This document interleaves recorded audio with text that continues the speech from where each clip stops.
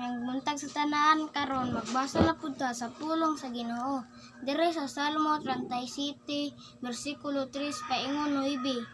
Salig sa Ginoo og buhata ang maayo og nagpuyo ka diha sa yuta nga layo sa kadautan. Pangita ang kalipay diha sa Ginoo og hatagan kanya sa imong gipangandoy. Itugyan sa Ginoo ang imong pagkinabuhi.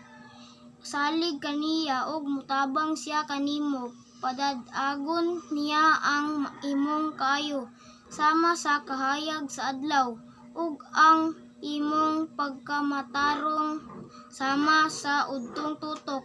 Paabuta nga ang Ginoo maoy mulihok, paghulat kaniya uban ang pailob.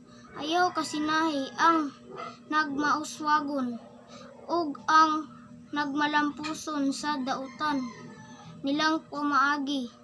Ayaw kasuko og ayaw kaligutgot. Ayaw pagsubo kay kana makadaot ang musalig sa Ginoo. Makapanag-iya sa yuta apan ang dautan papahawaon. Ayong salamat sa pagtanaw sa video guys. Bye, God bless.